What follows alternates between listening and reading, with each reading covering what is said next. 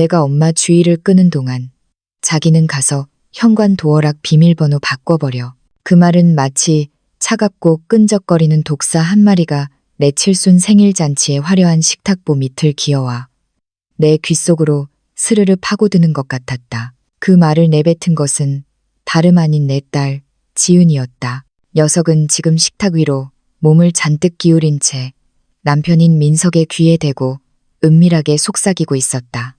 그들은 이 레스토랑이 꽤나 시끄럽다고 생각했을 것이다. 강남에서도 꽤 유명한 이 한정식집은 점심시간이면 사람들로 북적였고 달그락거리는 수저 소리와 여기저기서 터져나오는 웃음소리, 그리고 배경에 깔린 클래식 음악이 뒤섞여 웬만한 대화 소리는 묻히기 십상이었으니까. 게다가 나는 칠순 노인이 아닌가. 그들은 내 귀가 어두울 것이라고, 자신들의 그 끔찍한 음모를 듣지 못할 것이라고 확신하고 있었다. 하지만 나는 듣고 있었다. 나는 짐짓 아무것도 모르는 척 내 앞에 놓인 초콜릿 케이크를 포크로 쪼개고 있었다. 입안에서는 달콤해야 할 케이크가 모래알처럼 서걱거렸다. 옆에서는 조카 소연이가 최신형 스마트폰을 들고 연신 셔터를 눌러대고 있었다. 이모 여기 봐요. 웃으세요. 와, 진짜 70대라고는 안 믿겨요. 피부가 완전 예술이라니까. 소연이의 명랑한 목소리에 맞춰 나는 억지 미소를 지어 보였다. 입꼬리를 올리는 그 단순한 근육에 움직임조차 천근만근 무겁게 느껴졌다. 소연이의 카메라 렌즈 속 내 모습은 행복한 칠순 노인일지 모르겠지만 내 속은 이미 시커멓게 타들어가고 있었다. 가장 끔찍한 것은 배신 그 자체보다도 그 말을 내뱉을 때 지은이가 보인 태도였다. 딸아이는 마치 카페에서 아이스 아메리카노를 주문하거나 오늘 날씨가 흐릴 것 같다는 이야기를 하듯 너무나도 태연했다. 40년 동안 내 피와 땀, 그리고 눈물로 일궈낸 내 집에서 나를 쫓아내는 일을 마치 TV 채널을 돌리는 일처럼 가볍게 이야기하고 있었다. 민석이 고개를 끄덕였다. 사위의 시선이 불안하게 내 쪽을 향했다가 내가 아무런 낌새도 채지 못했다고 판단했는지 이내 안도하는 빛을 띠었다. 그는 1초 정도 내 눈치를 살피더니 곧이어 어설픈 연기를 시작했다. 장모님, 저 회사에 급한 일이 생겨서 잠깐만 나갔다 와야 할 것 같습니다. 금방 다녀오겠습니다. 은행에 가야 한다거나 거래처에서 급한 연락이 왔다는 둥 뻔하디 뻔한 거짓말이었다. 나는 그가 무슨 핑계를 대는지 제대로 듣지도 않았다. 내 귀에는 오로지 도어락을 바꿔라라는 그 악마의 속삭임만이 윙윙거리고 있었으니까. 지은이가 내 하얗고 주름진 손을 꼭 잡으며 환하게 웃었다. 그녀의 손은 따뜻했지만 그 온기마저 가식적으로 느껴져 소름이 돋았다. 엄마, 오늘 진짜 고우시다. 누가 엄마를 70으로 보겠어. 쉰이라고 해도 믿겠다. 정말. 그 말들은 전부 당이 정달콤한 설탕을 입힌 알약 속에 감춰진 맹독이었다. 나는 민석이 레스토랑 복도를 가로질러 걸어가는 뒷모습을 바라보았다. 그는 주머니에서 차키를 꺼내며 우리 쪽을 마지막으로 한번 힐끗 돌아보았다. 그 눈빛은 마치 범죄를 저지르러 가는 도둑의 그것처럼 불안하면서도 탐욕스러웠다. 지은이가 와인 잔을 들어 올렸다. 그것은 그들 부부만의 은밀한 신호였다. 작전 개시를 알리는 축배이자 곧 닥쳐올 승리를 자축하는 건배였다. 민석이 자리를 비운 시간은 대략 50분 정도였다. 그 50분이라는 시간 동안 지은이는 청룡영화상 여우주연상을 받아도 손색이 없을 만큼 완벽한 연기를 펼쳤다. 딸아이는 내게 스마트폰을 들이밀며 손주들의 사진을 보여주었다. 비록 내가 매주 주말마다 보는 아이들이었지만 나는 처음 보는 사진인 양 감탄사를 연발해야 했다. 엄마, 혈압약은 잘 챙겨 드시고 계시죠? 이번 달에 병원 가시는 날 언제예요? 제가 모시고 갈까요? 생필품 떨어진 건 없고요. 쌀은 아직 남았어요? 그녀가 던지는 질문 하나하나는 나를 걱정해서가 아니라 나의 주의를 분산시키기 위해 철저하게 계산된 교란 작전이었다. 그녀가 짓는 미소 하나하나는 거울 앞에서 수십 번 연습했을 법한 정교한 가면이었다. 아무것도 모르는 내 조카 소연이는 그저 신이 나 있었다. 이모, 저 이번에 이직한 회사 복지가 진짜 좋아요. 다음 달에는 친구들이랑 삿포로 여행 가기로 했거든요. 가서 맛있는 거 많이 먹고 사진도 많이 찍어서 보내드릴게요. 소연이는 해맑게 자신의 미래와 여행 계획을 조잘거렸다. 자신의 눈앞에서 얼마나 추악하고 비정한 가족의 비극이 상영되고 있는지 꿈에도 모른 채 나는 그 역겨운 연극에 장단을 맞춰주었다. 고개를 끄덕여야 할 때 끄덕이고 웃어야 할 때 웃었다. 코스 요리가 하나씩 나올 때마다 나는 우아하게 음식을 입에 넣었다. 겉으로 보기에 나는 사랑하는 딸과 조카에게 둘러싸여 70번째 생일을 축하받는 세상에서 가장 행복하고 자애로운 어머니였다. 하지만 내 내면 깊은 곳에서는 1초가 1년처럼 길게 느껴졌다. 심장이 불규칙하게 요동쳤고 식도에서는 뜨거운 덩어리가 울컥울컥 치밀어 올랐다. 매 순간이 고문이었다. 지금 이 순간 누군가가 내 인생의 전부인 집을 훔치러 가고 있다는 사실이 뼈에 사무치게 나를 짓눌렀다. 하지만 지은이가 모르는 사실이 하나 있었다. 그리고 민석도 곧 그 사실을 알게 될 것이었다. 마침내 민석이 돌아왔을 때 그의 얼굴색이 모든 것을 말해주고 있었다. 레스토랑 입구로 들어서는 그의 모습은 마치 무덤에서 기어나온 유령 같았다. 얼굴은 핏기 하나 없이 창백했고 의자 등받이를 잡는 그의 손은 눈에 띄게 덜덜 떨리고 있었다. 레스토랑 안은 에어컨이 빵빵하게 돌아가 서늘했지만 민석의 이마에는 식은땀이 송글송글 맺혀 있었다. 지은이가 즉각적으로 반응했다. 그녀의 눈동자가 흔들렸다. 자기야, 왜 그래? 무슨 일 있어? 왜 이렇게 늦었어? 민석은 나를 바라보았다가 다시 지은이를 보았다. 그리고 다시 시선을 돌려 나를 응시했다. 그의 눈에는 내가 지난 40년 동안 단 한 번도 본 적 없던 종류의 공포가 서려 있었다. 그것은 도저히 믿을 수 없다는 불신과 깊은 절망이 뒤섞인 눈빛이었다.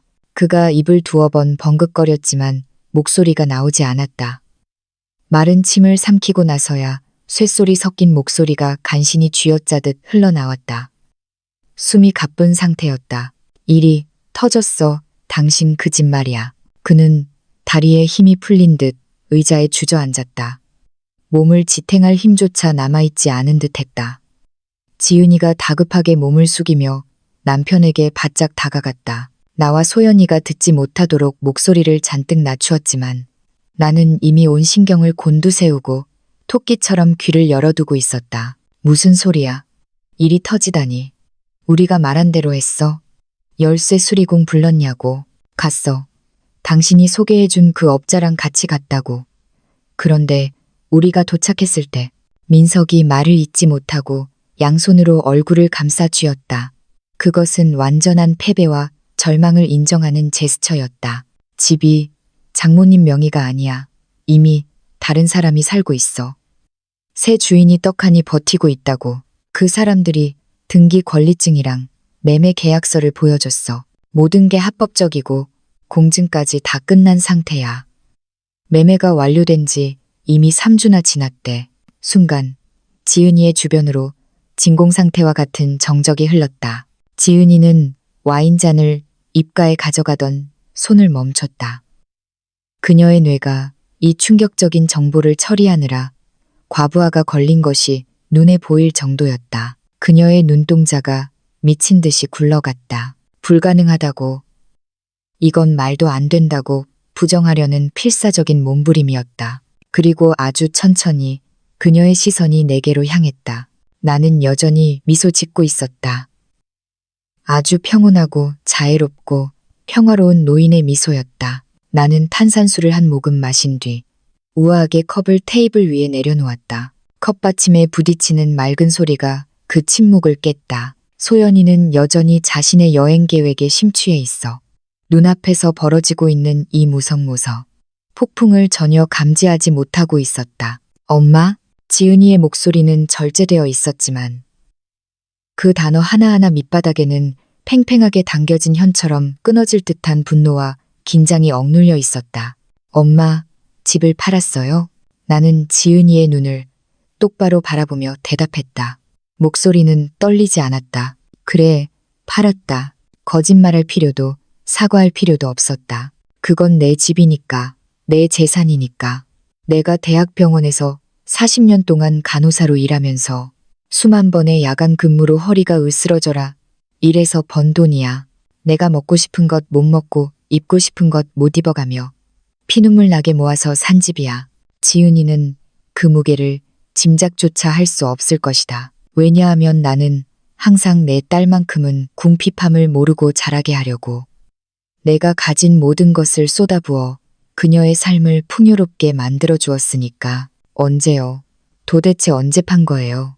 왜 우리한테 한마디 상의도 없이 3주 전에. 나는 차갑게 덧붙였다. 그리고 너희에게 보고할 의무는 없다.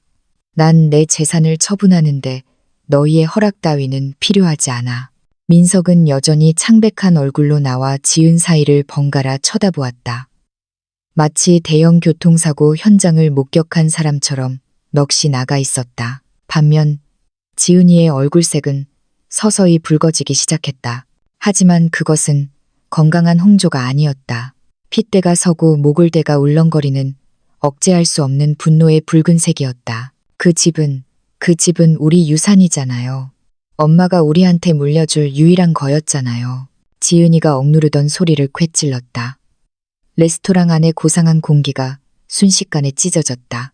그 집은 내 거야, 지은아. 나는 예상보다 훨씬 단호하고 낮은 목소리로 말했다. 내 것이지. 내 것도 아니고 민석이 것도 아니야. 온전히 나의 것이란다. 그제야 소연이가 입을 다물었다. 분위기가 심상치 않다는 것을 뒤늦게 깨닫고 당황한 눈빛으로 우리를 둘러보았다. 주변 테이블의 손님들이 힐끗힐끗 우리 쪽을 훔쳐보는 시선이 느껴졌다. 그럼 이제 어디서 살 건데요? 지은이의 질문에는 비아냥거림이 가득했다. 혹시 미래까지 통째로 팔아먹은 건 아니죠? 길바닥에 나앉을 작정이에요. 새 아파트를 샀다. 지금보다 평수는 좀 작지만 훨씬 안락하고 관리하기도 편해. 24시간 보안 요원이 상주하는 신축 주상복합이야. 2주 전에 이미 이사까지 다 마쳤다. 그럼 집 한 돈은요? 그 큰 돈은 다 어디 갔어요? 신탁 투자 계좌에 넣어뒀다. 아무도 손댈 수 없도록 아주 안전하게 보호되어 있지. 거기서 나오는 이자만으로도 내가 죽을 때까지 품위 있게 아주 넉넉하게 살 수 있단다. 지은이가 벌떡 일어났다. 의자가 바닥을 긁으며 끼익 소름 끼치는 마찰음을 냈다. 민석이 황급히 아내의 팔을 잡으려 했지만 그녀는 거칠게 남편의 손을 뿌리쳤다. 엄마가 지금 무슨 짓을 했는지 알기나 해요? 이건 우리에 대한 배신이에요. 배신이라. 그녀의 입에서 나온 배신이라는 단어가 너무나 어처구니 없어서 헛웃음이 나올 뻔했다. 지금 내 앞에서 배신을 운운하며 핏대를 세우고 있는 이 여자는 불과 50분 전만 해도 자기 남편을 시켜 늙은 어미의 집문을 따고 들어가 점거하라고 지시했던 사람이다. 나는 아무도 배신하지 않았다. 지은아. 나는 차분하게 하지만 뼈가 시리도록 차가운 눈으로 그녀를 올려다보았다. 나는 그저 내 것을 지켰을 뿐이야. 도둑들로부터 말이다. 이 상황을 이해하기 위해서는 내가 왜 내 친딸이 내 앞에서 저렇게 무너져 내리는 꼴을 냉정하게 지켜보고 있는지 설명하기 위해서는 시계를 42년 전으로 되돌려야 한다. 그해 나는 28살이었다. 3살 배기 딸아이를 품에 안은 앳된 과부였다. 남편 상우는 건설 현장 사고로 세상을 떠났다. 제대로 고정되지 않은 철골빔 하나가 추락하는데 걸린 시간은 단 5초. 그 짧은 5초 만에 내 세상은 무너져 내렸다. 상우가 내게 남긴 것은 빚더미와 2주 뒤면 계약이 만료되는 전세방뿐이었다. 건설 회사의 보상금은 몇 달이나 시간을 끌다가 겨우 지급되었는데 그마저도 장례비와 그가 병원에서 사투를 벌이는 동안 쌓인 병원비를 치르고 나니 남는 게 없었다. 나는 차가운 방바닥에 앉아 내 무릎을 베고 잠든 어린 지은이의 머리카락을 쓰다듬으며 지갑 속에 남은 지폐 몇 장을 세고 또 세었다. 우리 모녀가 길거리에 나앉기까지 남은 돈은 고작 30만 원 남짓이었다. 다음 날 나는 대학 병원에 간호조무사 자리에 지원했다. 고등학교만 겨우 졸업한 아무런 자격증도 없는 나였지만 당시 수간호사님은 내 눈 속에서 무언가를 보았던 모양이다. 아마도 그것은 절박함이었거나 아니면 죽기 살기로 버텨내겠다는 도끼였을 것이다. 그녀는 내게 의료기구를 세척하고 환자들의 피 묻은 시트를 가는 허드렛 일을 맡겼다. 월급은 쥐꼬리만 했다. 지은이는 그 병원의 냄새나는 린넨실과 당직실 구석에서 자랐다. 내가 야간 근무를 서는 동안 아이는 소독약 냄새와 끝없이 이어지는 하얀 복도 사이에서 한글을 깨쳤다. 8살이 되었을 때 지은이는 이미 병원 매점에 가서 내 도시락을 사오고 국물 한 방울 흘리지 않고 간호사 스테이션까지 배달할 줄 아는 아이가 되어 있었다. 나는 하루 16시간씩 일했다. 2교대 근무였지만 3교대 외방 자리가 나면 무조건 내가 하겠다고 손을 들었다. 초과 근무 수당, 야간 수당, 그 돈 한 푼 한 푼이 나에게는 내 집을 갖기 위한 벽돌 한 장이었다. 나는 은행을 믿지 않아서 침대 매트리스 및 낡은 과자, 깡통 안에 돈을 모았다. 3년 뒤 나는 드디어 서울 변두리, 개발이 덜 된 산동네에 자투리 땅을 샀다. 수도도 전기도 들어오지 않는 황무지였다. 부동산 중개업자는 내가 그 땅을 사겠다고 하자 코웃음을 쳤다. 세댁, 거긴 사람 살 곳이 못 돼. 돌이랑 흙밖에 없다고. 나는 상관없었다. 그것은 내 것이었으니까. 나는 미장이 한 명을 고용해 일요일마다 그곳에 가서 벽돌을 날랐다. 지은이는 흙먼지 날리는 벽돌 더미 위에 앉아 낡은 인형을 가지고 놀았고 나는 100원이라도 아끼기 위해 인부들과 실랑이를 벌였다. 그렇게 4년이 걸려 그 집을 완성했다. 그 4년의 희생을 지은이는 결코 이해하지 못했다. 우리가 그 집에 입주했을 때 지은이는 이미 12살이었고 아이의 기억 속에 남은 것은 지독하게 가난했던 셋방살이의 기억뿐이었다. 지은이에게 그 집은 그저 사는 곳이었지만 나에게 그 집은 내 피와 땀 그리고 수없는 불면의 밤들이 응축된 트로피였다. 나는 나중에 간호사 자격증을 따기 위해 밤을 새워 공부했다. 40살이 되었을 때 내 월급은 꽤 올랐지만 나는 여전히 일주일에 60시간을 일했다. 내 월급은 고스란히 지은이의 학원비, 과외비, 그리고 사립대학 등록금으로 들어갔다. 나는 내가 가지지 못했던 모든 것을 딸에게 주고 싶었다. 지은이는 단 한 번도 배를 다잡은 적이 없었다. 남이 입던 헌옷을 물려 입은 적도 없었고 새 참고서와 새 신발 사이에서 고민할 필요도 없었다. 나는 내 신발 밑창이 다 달아빠지고 간호사 유니폼 속에 기워 입은 내복을 입을지언정 내 딸만큼은 공주처럼 키웠다. 지은이가 18살 되던 해 자신이 알던 보험 설계사 민석과 결혼하겠다고 선언했을 때 나는 뜯어말렸다. 지은아, 제발. 대학 먼저 졸업하고 내 힘으로 무언가를 이룬 뒤에 결혼해도 늦지 않아. 남한테 기대지 말고 내 능력을 먼저 키워. 하지만 불같은 사랑에 빠진 18세 소녀에게 엄마의 충고는 그저 잔소리일 뿐이었다. 나는 결국 지붕 수리를 위해 모아두었던 적금을 깨서 결혼식 비용을 대주었다. 하나뿐인 딸이 행복하길 바랐으니까. 민석은 내 예상대로 무능했다. 허우대는 멀쩡했지만 실속이 없었다.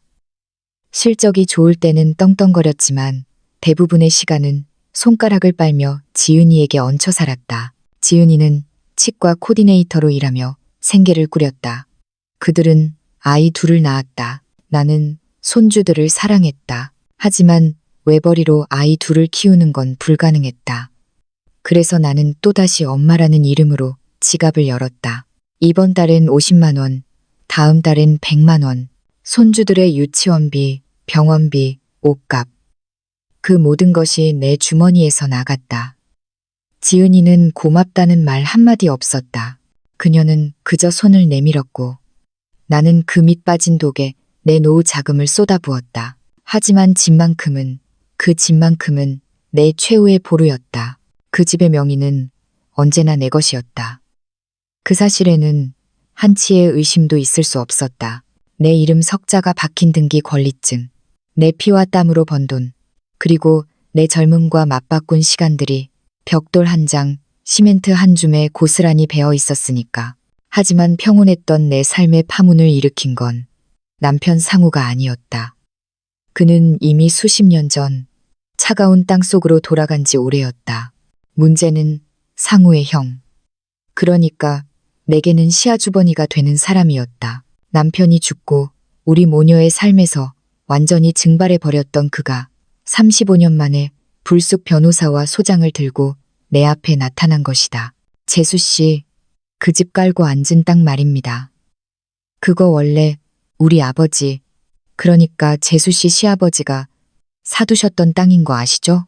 그는 뻔뻔하게 웃으며 말했다.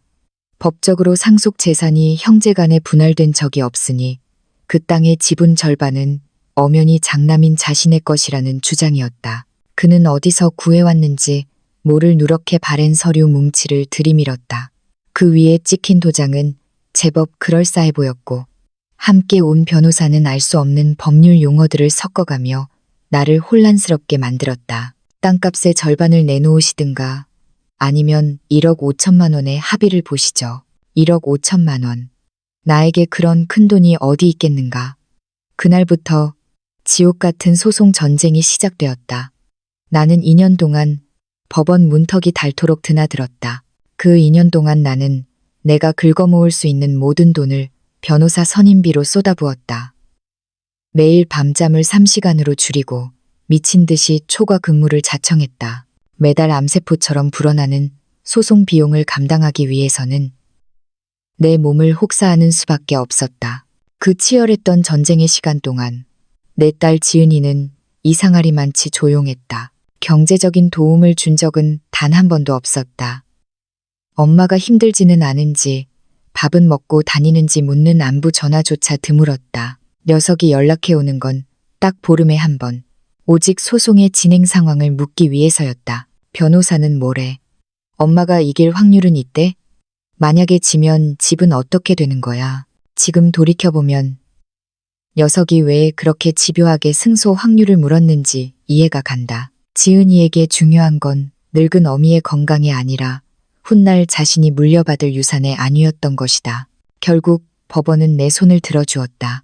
시아주버니가 가져온 서류는 조잡하게 위조된 가짜였고 토지는 내가 정당하게 내 돈을 주고 구매했다는 사실이 입증되었다. 시댁과는 아무런 관계도 없는 온전히 나의 재산이라는 판결이 내려졌다. 판결은 명쾌했지만 상처는 깊었다. 그 소송으로 나는 거의 1억 원에 가까운 돈을 날렸고 2년이라는 세월을 갉아먹혔다. 극심한 스트레스로 인해 고혈압이라는 훈장까지 얻었다. 하지만 가장 비싼 대가는 따로 있었다. 바로 내 딸의 진짜 얼굴을 마주하게 된 것이다. 법정을 나서며 내가 안도의 눈물을 흘릴 때 지은이는 나를 안아주지 않았다. 그 애는 나와 함께 승리를 축하하지도 않았다. 그때 나를 바라보던 지은이의 눈빛. 나는 그 눈빛의 의미를 해석하는데 몇 주가 걸렸다. 그것은 실망이었다. 엄마가 이겼기 때문에, 집이 여전히 엄마의 소유로 남게 되었기 때문에 지은이는 실망한 것이었다.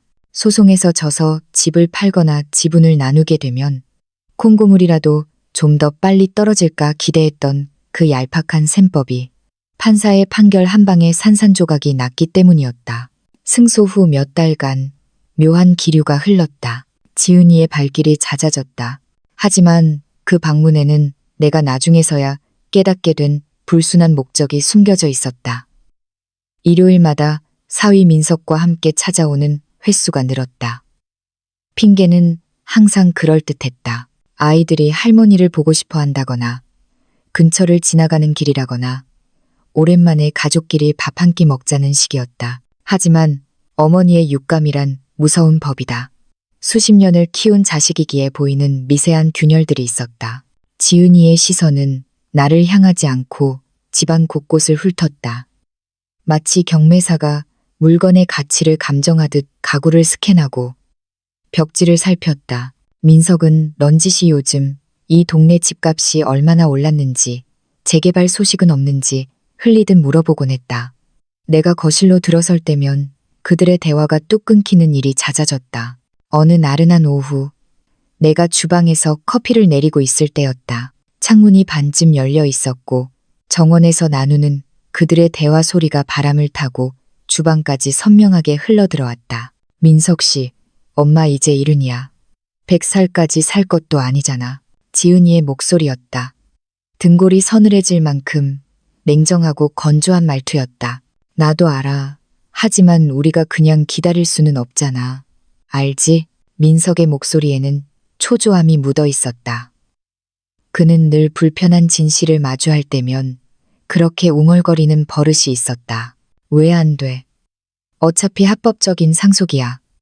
난 외동딸이고 이 집 결국 다 우리 거 될 거잖아. 그 결국이 언제가 될 줄 알고 애들은 커가고 지금 당장 큰 집이 필요한 건 우리야. 목돈도 필요하고 멀쩡한 집 놔두고 왜 우리가 꼬박꼬박 월세를 내고 살아야 해? 나도 알지. 안다고. 나라고 안 답답해? 하지만 대놓고 집 내놓으라고 할 수는 없잖아.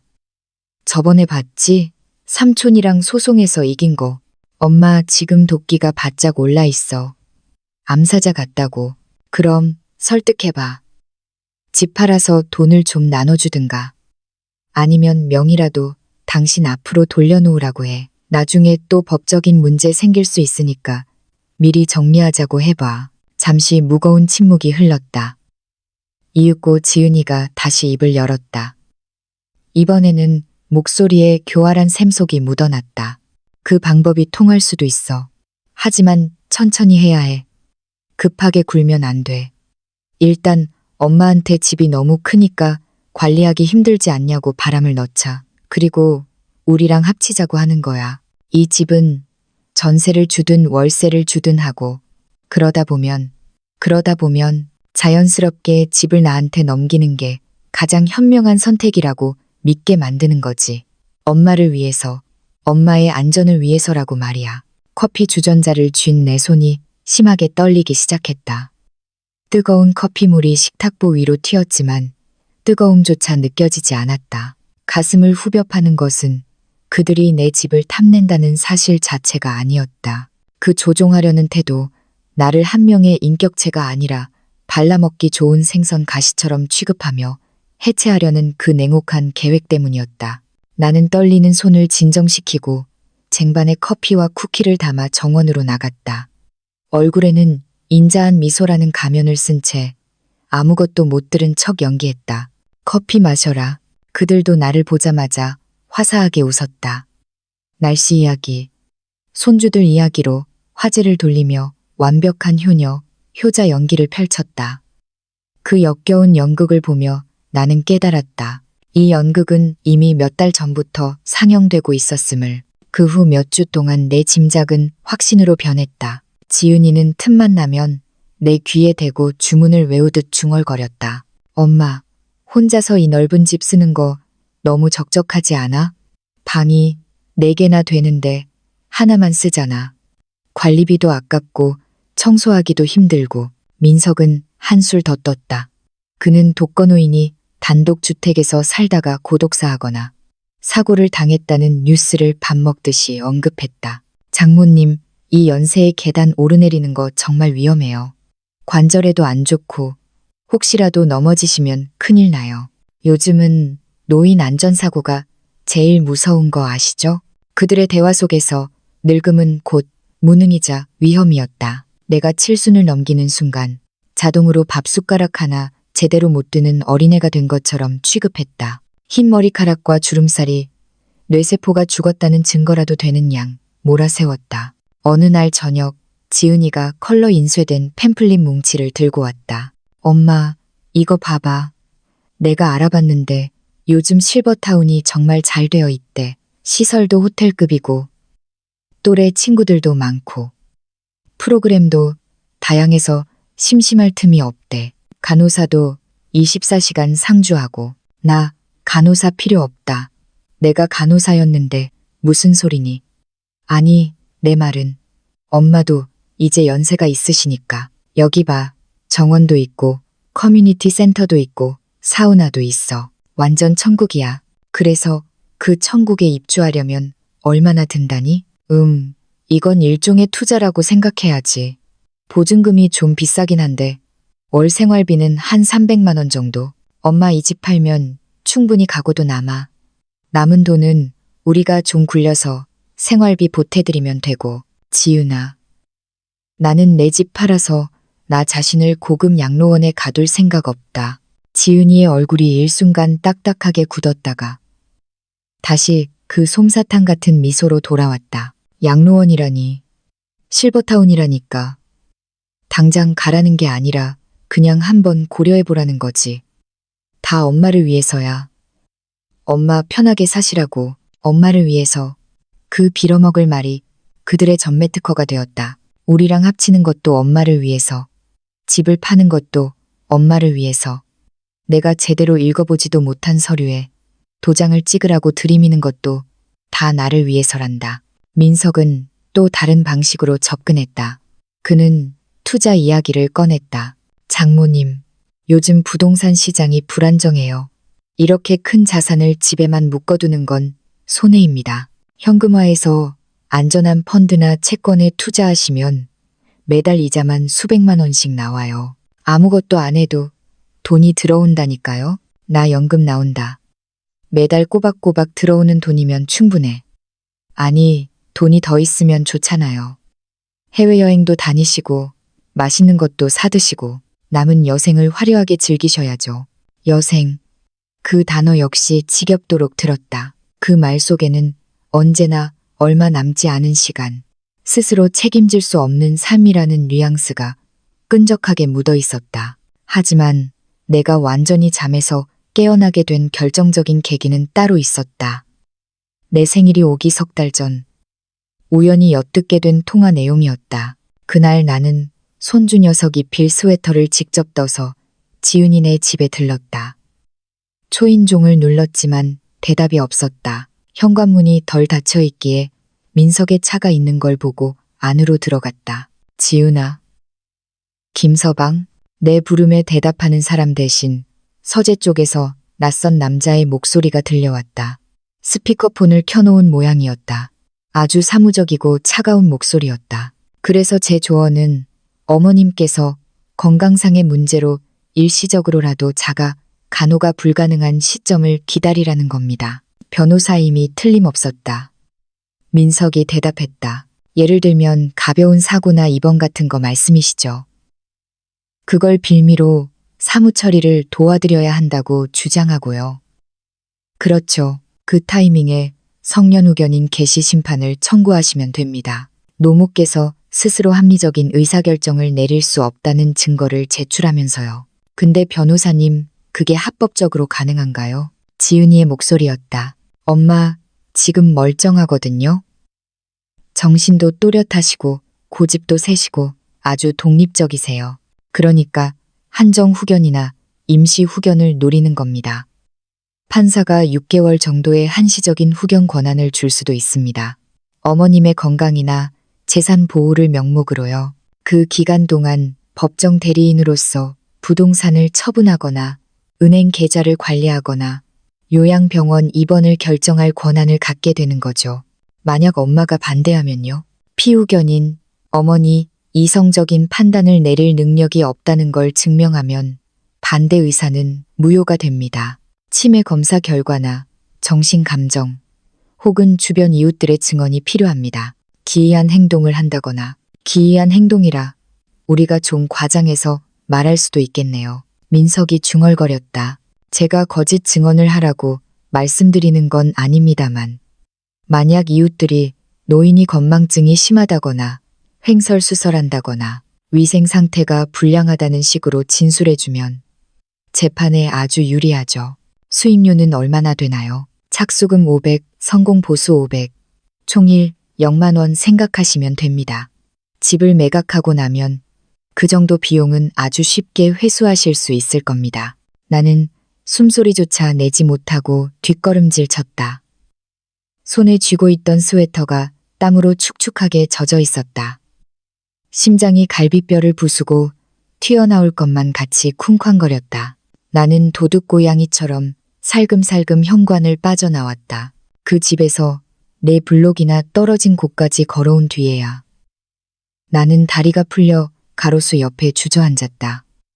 운전대를 잡을 자신이 없었다. 내 손발이 내 것이 아닌 것처럼 덜덜 떨렸다. 그날 밤 나는 뜬 눈으로 밤을 지새웠다. 내가 하나하나 벽돌을 쌓아 올린 그 집 거실에 앉아 오늘날까지 오기 위해 내가 치렀던 모든 희생들을 떠올렸다. 그리고 내 배 아파 낳은 딸이 나를 지켜줘야 할 법이라는 칼을 휘둘러 내 목을 치고 모든 것을 뺏어가려 한다는 사실을 곱씹었다. 눈물은 나오지 않았다. 우는 것조차 사치였다. 내겐 그럴 자격도 시간도 없었다. 대신 차가운 분노와 함께 머릿속이 맑아지기 시작했다. 나는 계획을 세우기 시작했다. 다음 날 날이 밝자마자 나는 다른 변호사를 찾아갔다. 내가 엿들은 이야기는 하지 않았다. 다만 내 재산을 보호하고 훗날 발생할지 모르는 분쟁을 막고 싶다고만 말했다. 변호사는 몇 가지 옵션을 제시했다. 신탁, 거주권을 보장받는 매매주택, 연금 등 아니면 집을 팔아 현금화하여 유동성이 높고 보호받기 쉬운 자산으로 바꾸는 것. 나는 매각을 선택했다. 집을 파는 결정은 뼈를 깎는 듯한 고통이었다. 그 집은 내 성인으로서의 삶, 그 자체였으니까. 복도벽에 남은 지은이의 6살 정락서, 주방 문틀에 새겨진 키재기 눈금들, 지은이가 15살이 되어 유치하다고 거부하기 전까지 매년 새겼던 그 칼자국들. 내가 직접 가꾼 정원에는 죽은 남편 상우가 좋아했던 장미가 흐드러지게 피어 있었다. 하지만 추억은 탐욕스러운 하이에나 때로부터 나를 지켜주지 못한다. 모정은 야망의 눈이 먼 딸을 막을 수 있는 방패가 되지 못한다. 나는 병원 동료가 소개해준 부동산 중개인임 여사를 만났다. 50 중반의 그녀는 눈매가 매섭고 말이 직설적이었다. 내가 좋아하는 스타일이었다. 여사님, 이 동네 지금 시세가 아주 좋아요. 대략 18억에서 20억 사이는 받을 수 있을 겁니다. 요즘 개발 호재 때문에 땅값이 많이 올랐거든요. 제가 값 잘 쳐주는 사람 찾아볼게요. 나는 빨리 팔고 싶어요. 그리고 아주 조용하게 진행하고 싶습니다. 임 여사는 나를 꿰뚫어 보는 듯한 눈빛으로 쳐다보았다. 산전수전 다 겪은 그녀는 냄새를 맡은 것이다. 집안 사정? 뭐 그렇다고 해두죠. 내가 이 바닥에서 이런 일 한두 번 겪나. 유산 냄새만 나면 갑자기 효자효녀가 쏟아져 나오지. 걱정 마요. 가격만 적당하면 3주 안에 끝내줄 수 있어요. 얼마면 되겠소? 18억 5천. 마침 이 동네 단독주택 찾는 젊은 부부가 있어요. 현금 동원력도 있고 아직 마음에 드는 매물을 못 찾아서 대기 중인데 여사님 집이면 딱 좋아할 겁니다. 3주. 나에게 주어진 시간은 3주였다. 내 40년 인생을 해체하고 다시 시작할 준비를 해야 하는 시간. 모든 물건, 모든 사진, 모든 역사를 상자 속에 담아 아직 어딘지도 모르는 곳으로 떠나야 했다. 그날 오후 우리는 바로 부동산 중개소의 가죽 소파에 마주 앉았다.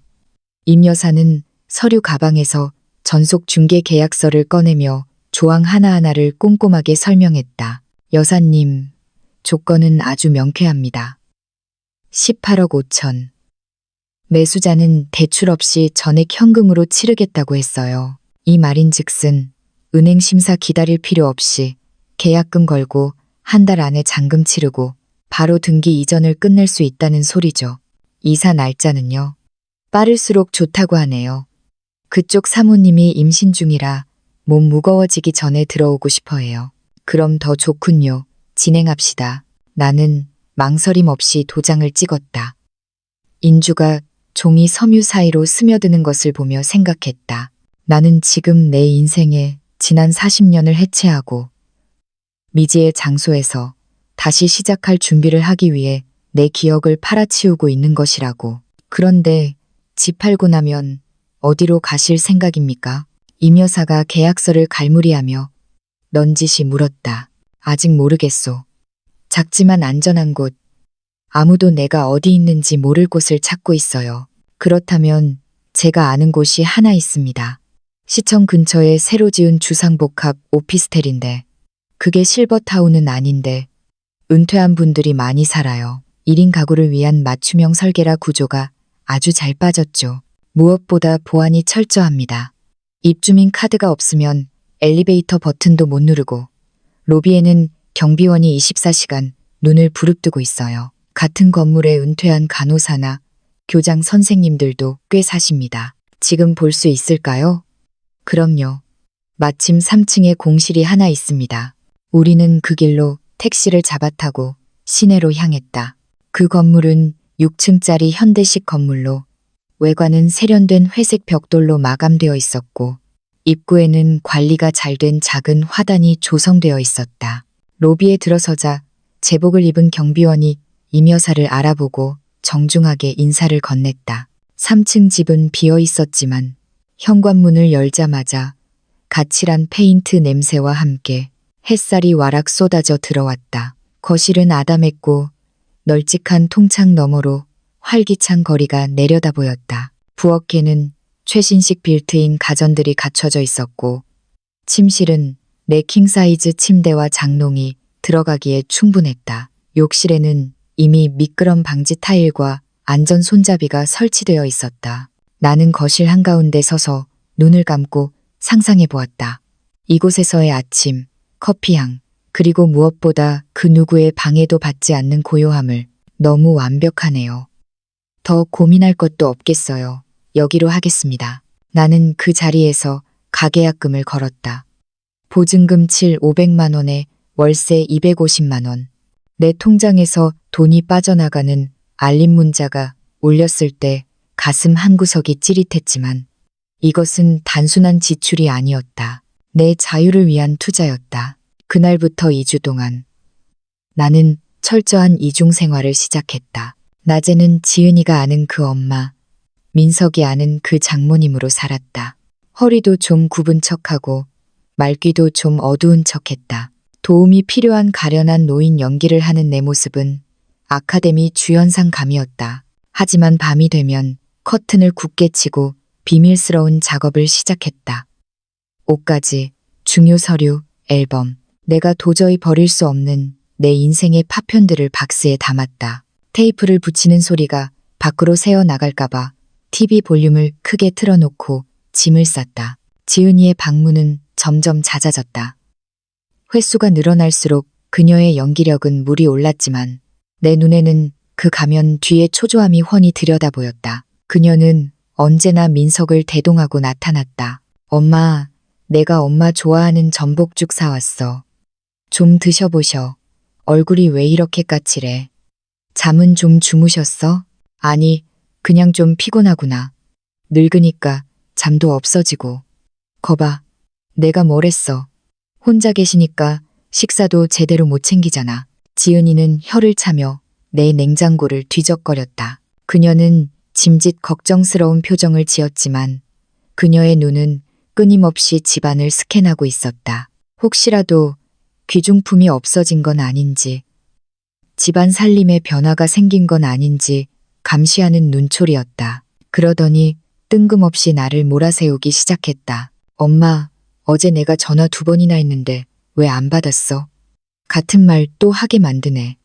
엄마, 요즘 자꾸 깜빡깜빡하는 거 알아? 정말이냐? 난 기억이 안 나는데 나는 거짓말을 했다. 전화벨이 울리는 걸 보고도 일부러 받지 않았을 뿐이었다.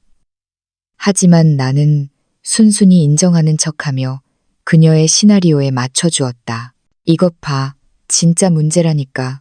엄마 기억력이 예전 같지 않아. 그녀는 교묘하게 내 기억을 조작하고 있었다. 잊지도 않은 건망증을 만들어내고 사소한 실수를 치매의 전조 증상으로 부풀렸다. 이 모든 대화는 훗날 법정에서 나를 정신적으로 온전치 못한 노인으로 몰아세우기 위해 차곡차곡 쌓아 올리는 증거 자료였다. 민석은 더 노골적이었다. 내가 부엌에서 차를 내오는 동안 그는 거실에 있는 자개장과 고가구두를 스마트폰으로 찍어대고 있었다.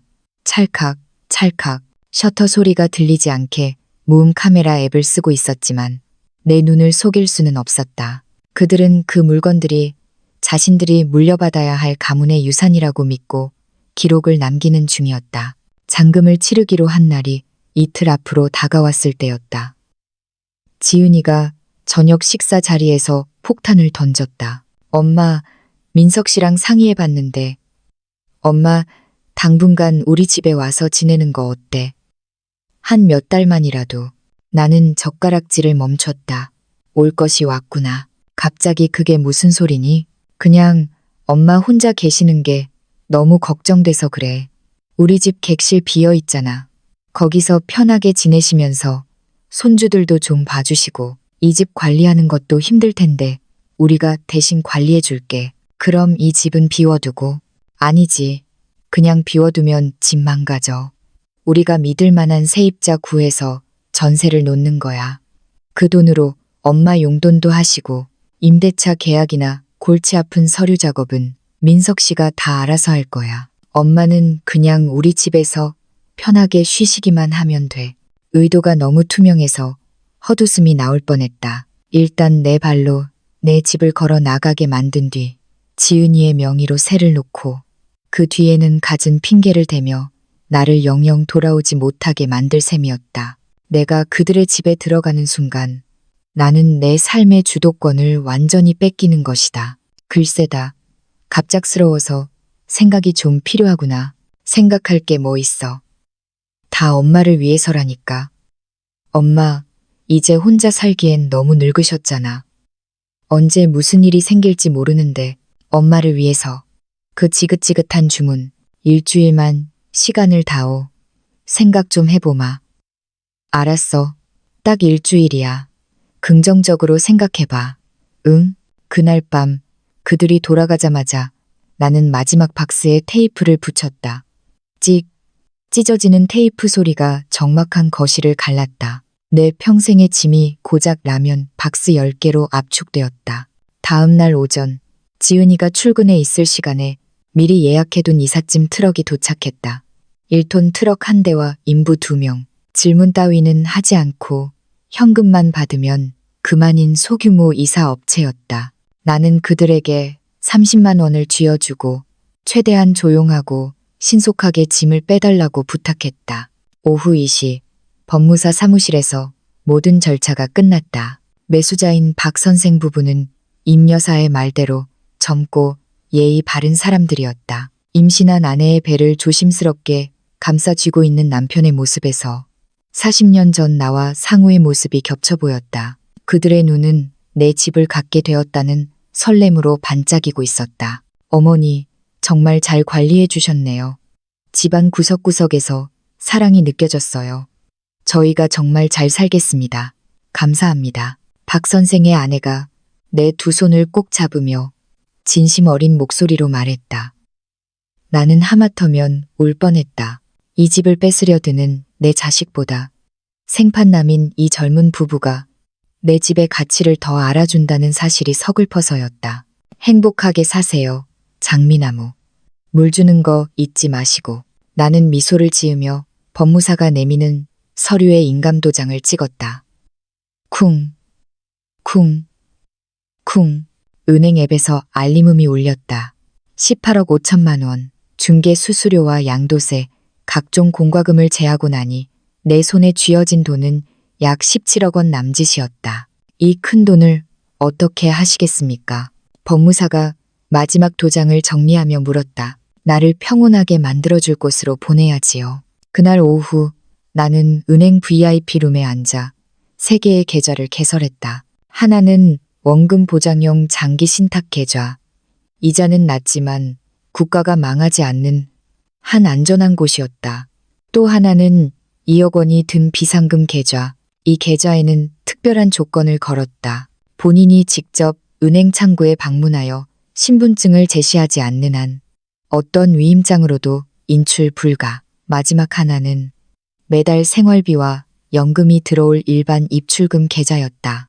그리고 나는 담당 변호사에게 내 전 재산에 대한 법적 보호 장치를 걸어두었다. 만약 제가 병에 걸리거나 의식을 잃었을 때 은행은 가족이 아니라 변호사님께 가장 먼저 연락해야 합니다. 그리고 누군가 제 허락 없이 성년후견인 심판을 청구하거나 대리권을 행사하려 든다면 이 돈을 써서라도 끝까지 막아주세요. 그 방어 비용으로 변호사 착수금 500만 원을 선결제했다.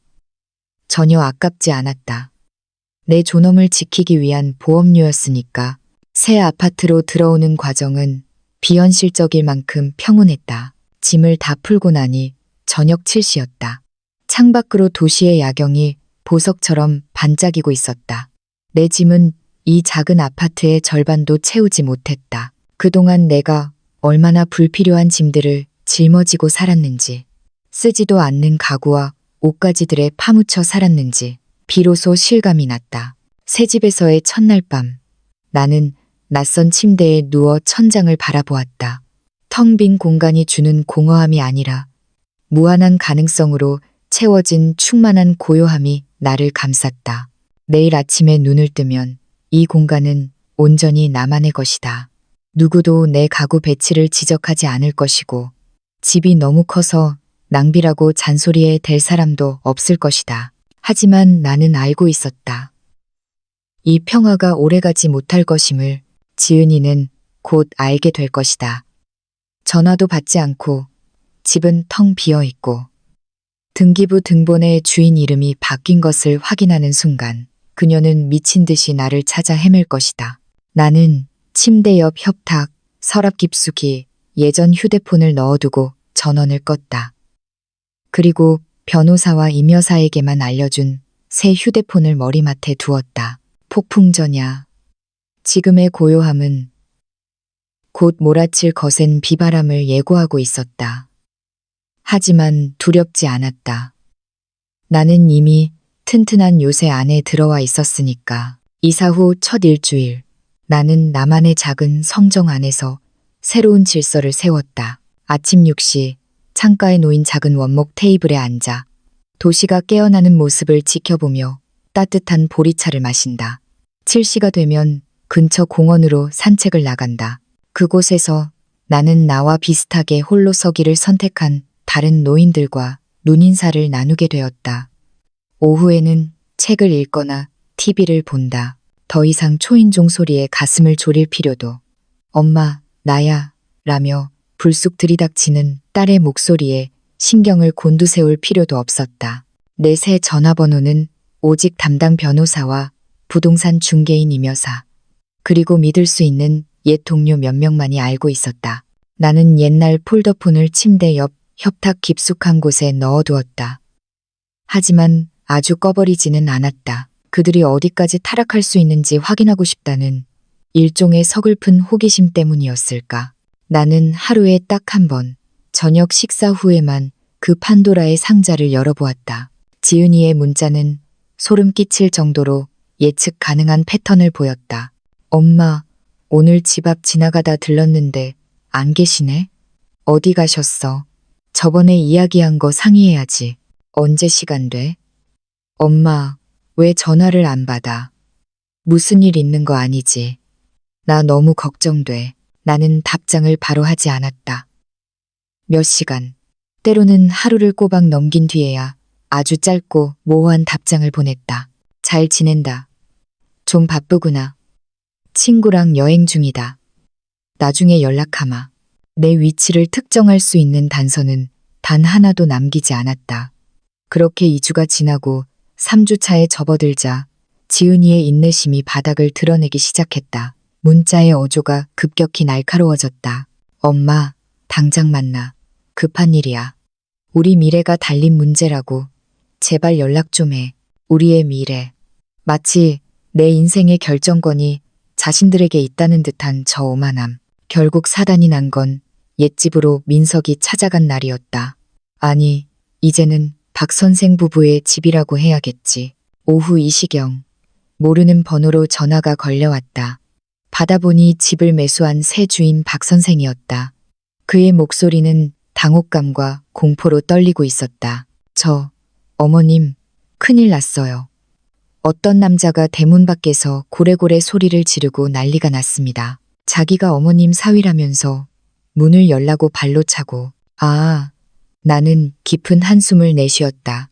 그 남자가 집에 들어가야 한다고, 자기 물건을 챙겨야 한다고 우기고 있어요. 제가 집주인이 바뀌었다고, 합법적으로 매매가 끝났다고 설명을 해도 막무가내예요. 사기 계약이라면서. 박 선생, 미안해요. 정말 미안합니다. 그 사람 말은 듣지 마세요. 그 집은 이제 법적으로 완벽하게 박 선생 부부의 것입니다. 내 사위는 그 집에 대한 아무런 권리도 없어요. 그 안에 둔 물건도 없고요. 네, 저도 그렇게 말했는데 만약 계속 행패를 부리면 주저하지 말고 경찰에 신고하세요. 주거 침입으로요. 정말 그래도 될까요? 가족분이신데. 가족이라도 남의 집에 함부로 들어갈 권리는 없습니다. 아주 단호하게 대처하세요. 그리고 당분간 또 다른 사람들이 찾아올 수도 있어요. 절대 문 열어주지 마세요. 서류는 완벽하니까 걱정하실 것 없습니다. 전화를 끊고 나서 나는 떨리는 손으로 따뜻한 캐모마일 차를 한 잔 따랐다. 드디어 터질 게 터졌구나. 그들이 사실을 알게 되는 데는 채 2시간도 걸리지 않았다. 서랍 속에 넣어둔 옛날 핸드폰이 미친 듯이 울어대기 시작했다. 책상 위에서 윙윙거리는 진동 소리가 마치 독사들이 채상거리는 소리처럼 들렸다. 지은이, 민석, 그리고 낯선 번호들. 아마 친척이나 지인들을 동원해 전화를 걸어대고 있는 것이리라. 나는 전화를 받지 않았다. 그저 새 소파에 깊숙이 몸을 파묻고 음성 사서함이 가득 찰 때까지 기다렸다. 그날 밤 나는 녹음된 메시지들을 하나씩 재생했다. 그것은 마치 삼류 막장 드라마의 라디오 버전을 듣는 것 같았다. 엄마, 도대체 무슨 짓을 한 거야? 집을 팔았다고.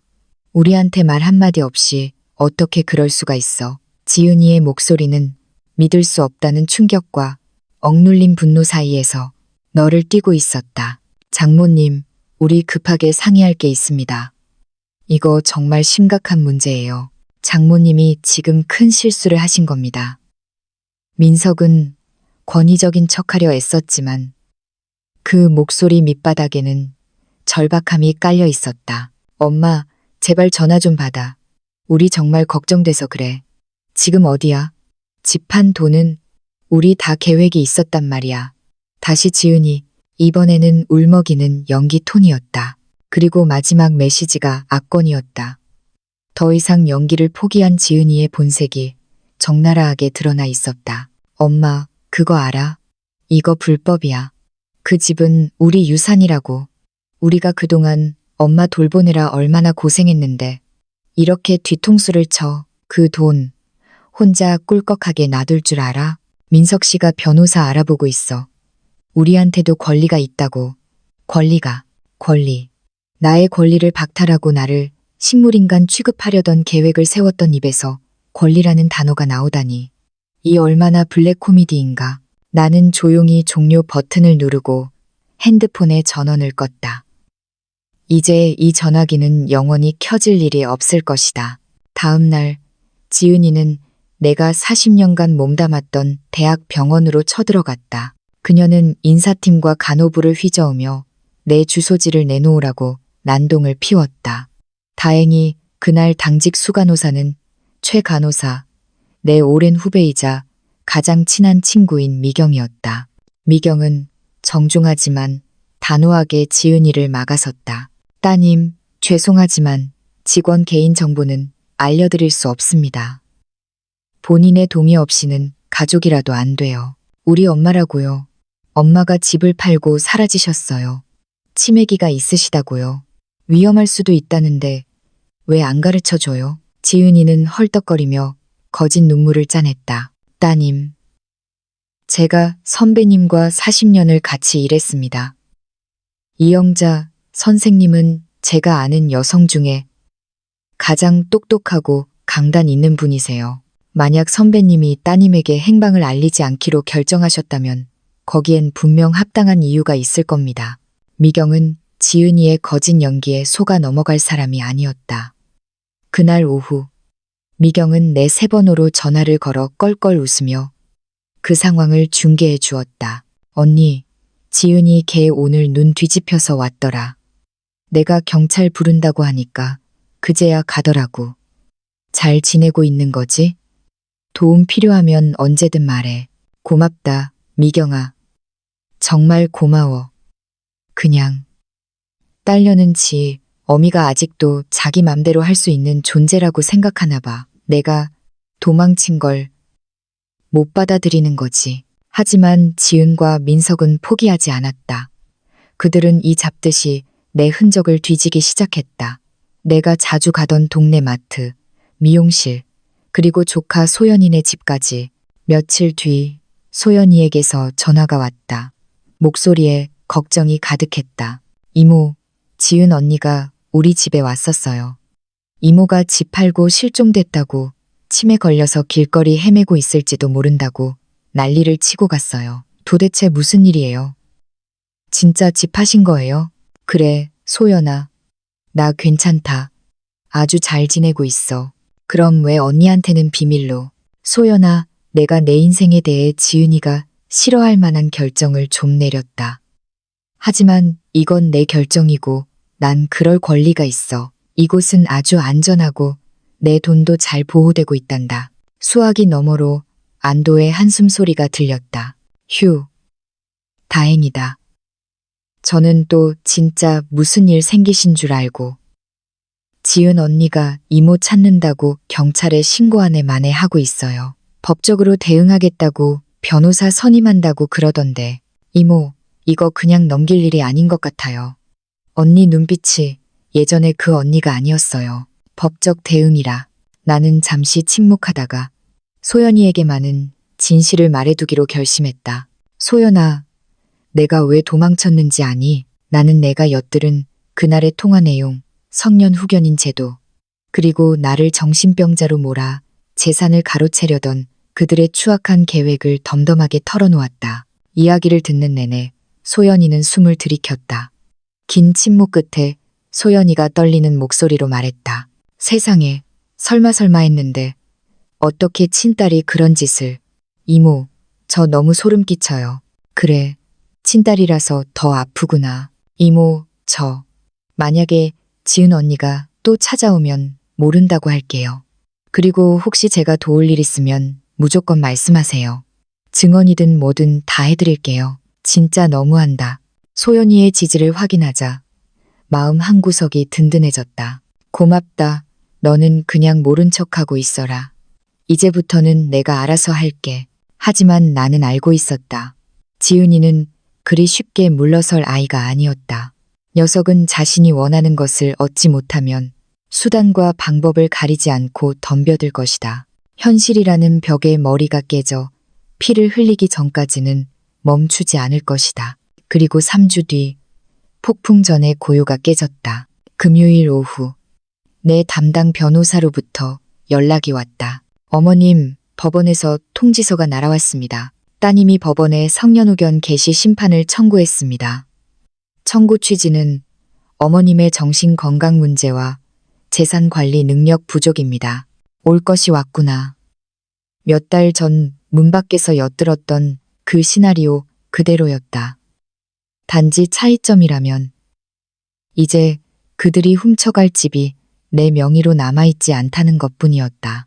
구체적으로 뭐라고 하던가요? 어머님이 상의도 없이 20억에 달하는 부동산을 헐값에 매각하는 충동적인 행동을 보였고 가족과의 연락을 끊고 잠적하는 등 인지 기능 저하와 편집증 증세를 보이고 있다고 주장하고 있습니다. 그래서 법원에 정신감정을 의뢰하고 임시 후견인을 지정해달라고 요청했네요. 그게 얼마나 심각한 겁니까?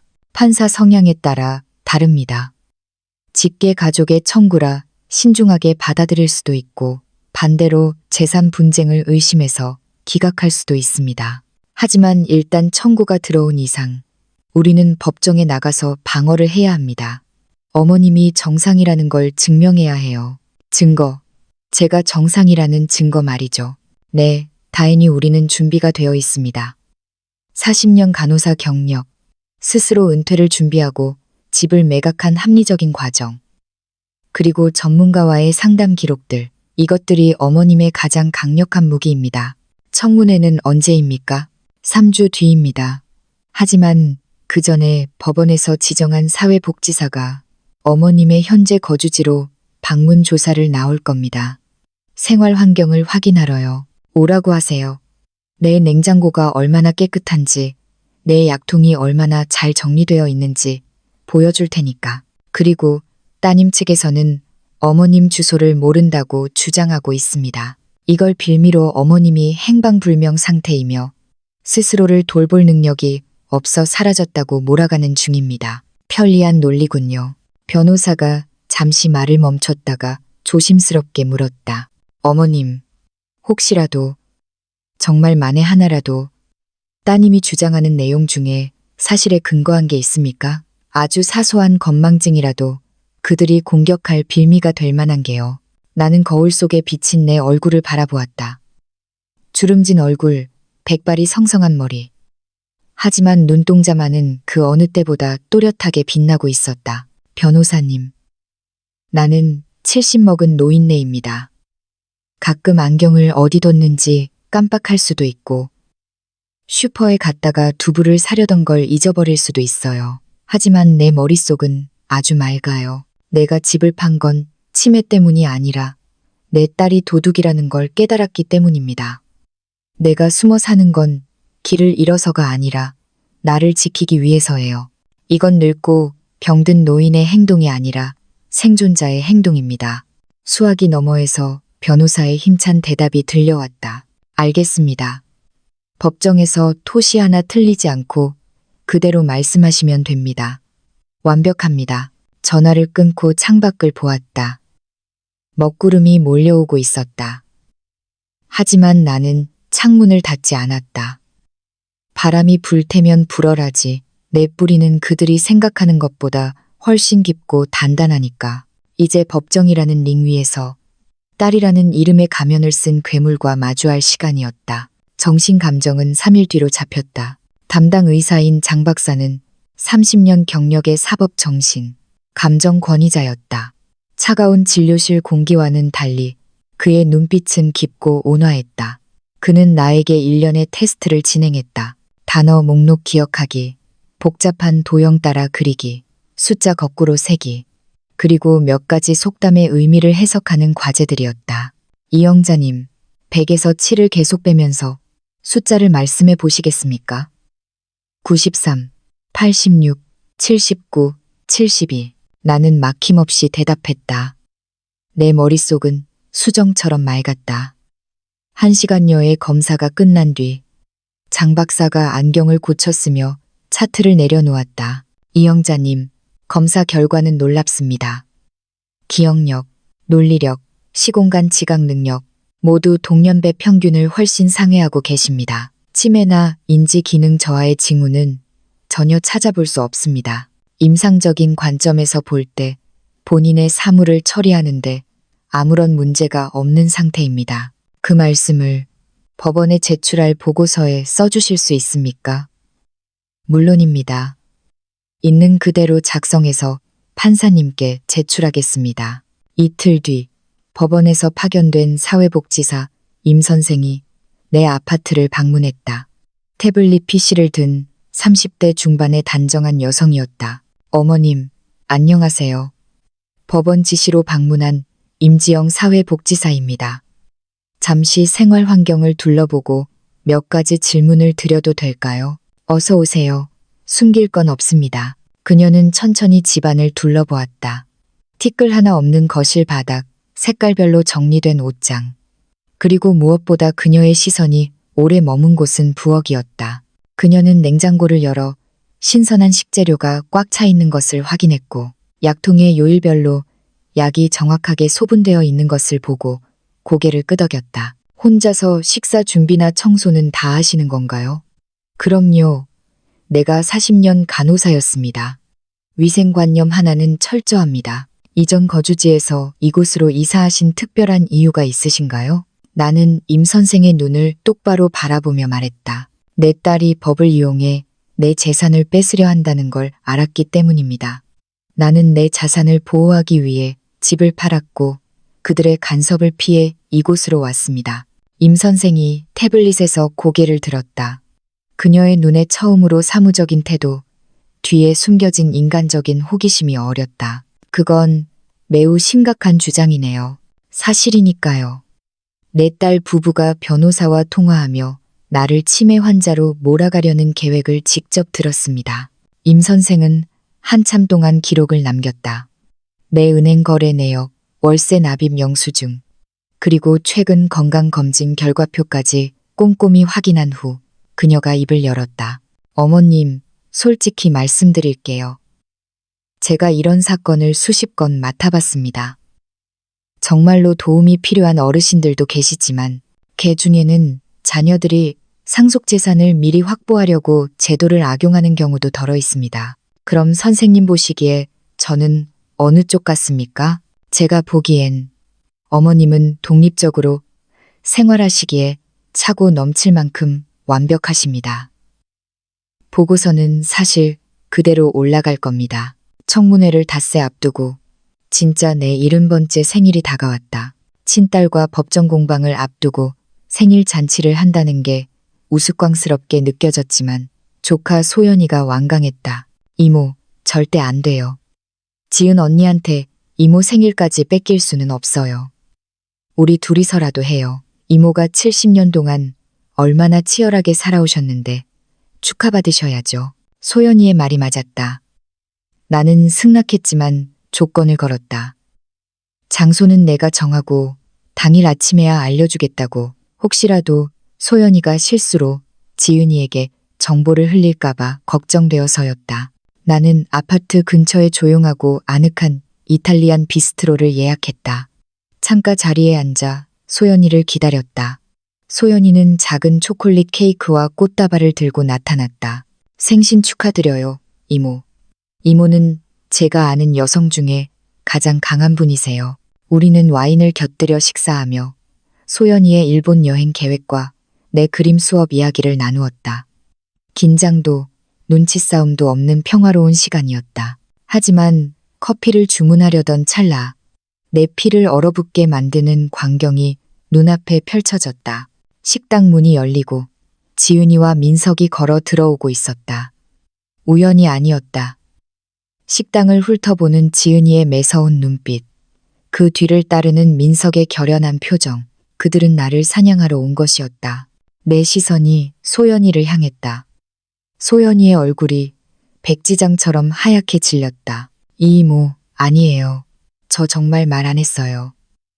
오늘 아침에 언니가 전화 와서 이모 소식 없냐고 묻길래 모른다고 했는데, 제 핸드폰. 어제 제가 화장실 간 사이에 제 핸드폰을. 변명은 필요 없었다. 이미 지은이가 우리 테이블 앞에 서 있었다. 엄마, 참 보기 좋네. 지은이의 목소리에는 비소와 도끼가 가득했다. 명품 핸드백을 테이블 위에 쿡 내려놓는 폼이 마치 영역 표시를 하는 짐승 같았다. 친딸은 제쳐두고 조카랑 생일 파티라. 숨바꼭질하더니 아주 살판나셨어? 민석이 옆 테이블 의자를 끌어당겨 털썩 앉았다. 허락도 구하지 않은 무례한 행동이었다. 얘기 좀 해요, 장모님. 아니, 어머니, 할 말 없다. 내 변호사 통해서 해라. 엄마, 도대체 왜 이래? 집은 왜 팔았어? 그 큰돈 들고 지금 뭐 하는 거야? 엄마, 지금 제정신 아니야. 판단력이 흐려졌다고. 판단력이 흐려졌다. 나는 그 단어를 입안에서 천천히 굴려보았다. 참 재밌구나. 내 변호사가 법원에 낸 소장에 적힌 단어랑 토시 하나 안 틀리고 똑같네. 지은이의 얼굴이 일순간 굳었다. 소장이라니? 무슨 소리야? 난 엄마가 걱정돼서 그런 거야. 어떤 딸이 엄마가 집 팔고 사라졌는데 가만히 있어? 연기 그만해라, 지은아. 나 다 안다. 나는 차분하게 하지만 송곳처럼 날카롭게 쏘아붙였다. 네가 고용한 그 변호사, 네가 민석이랑 스피커폰으로 떠들던 그 성년 후견인 계획, 멀쩡한 엄마를 치매 노인으로 만들어서 재산 뺏으려던 그 작전, 내가 그날 문 밖에서 다 들었다. 네가 모르는 건 딱 하나야. 네가 실행에 옮기기 전에 내가 먼저 움직였다는 것뿐이지. 주변의 공기가 무겁게 가라앉았다.